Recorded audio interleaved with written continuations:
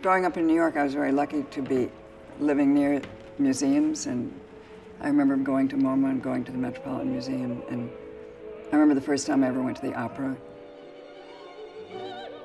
It was a Wagner opera. I went with my mother, and I remember I had toys that I was playing with. I just remember the Valkyrie, the women dressed in armor. Big women with horns on their head. Then later, when I was a little bit older, for instance, I was lucky enough to see a Balanchine piece, Afternoon of a Faun, with Tanaquil Le Clercq. You know, things like that make a big impression on you when you're young.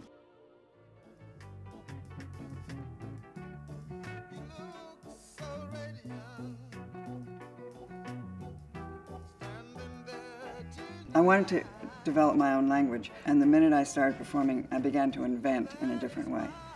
Through my body movements, through how do I use music, sound, and three-dimensional space. I was very interested in film and how to translate my work into another medium so that it would not disappear.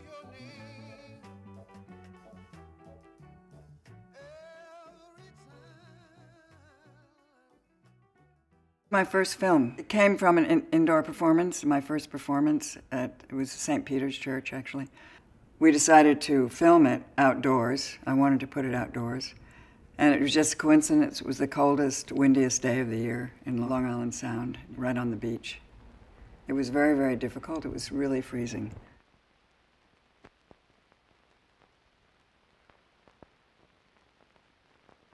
I went there with a group of young artists who were my friends, and we worked together. Judy Paddow, Eve Corey, Keith Hollingworth. They were the performers. I was in it too. Peter Campus did the camera, and then we edited it together.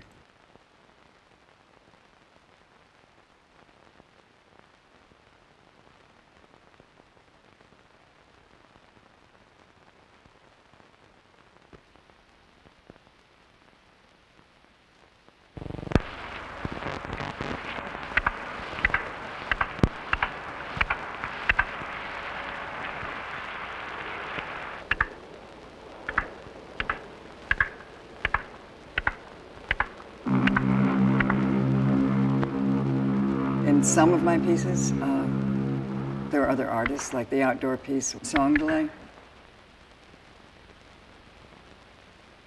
The people in that little group was Gordon Matta-Clark and Carol Gooden and Tina Girouard and Steve Paxton and Penelope.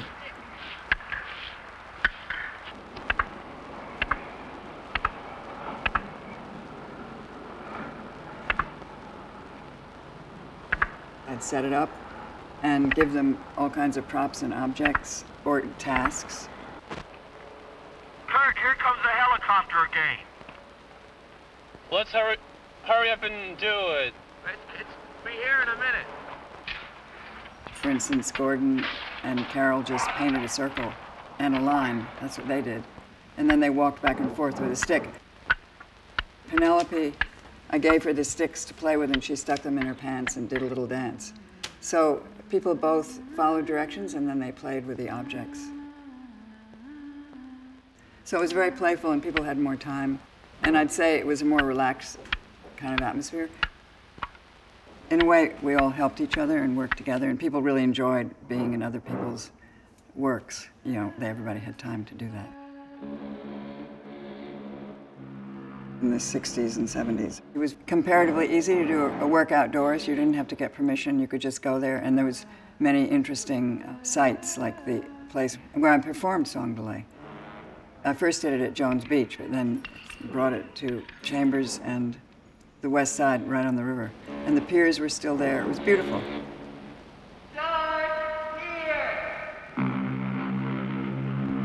So that's all gone now. You can't do that anymore.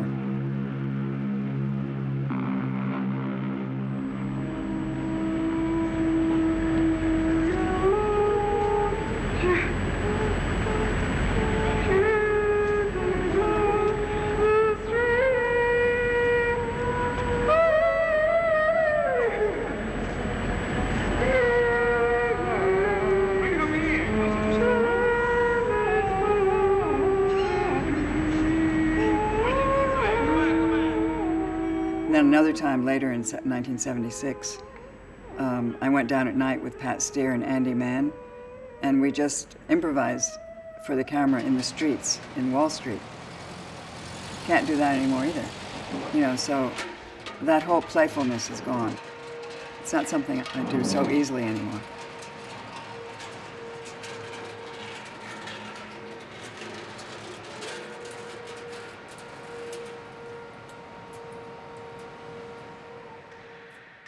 I had to write to the New York Times to say, you know, no one's ever reviewed my work.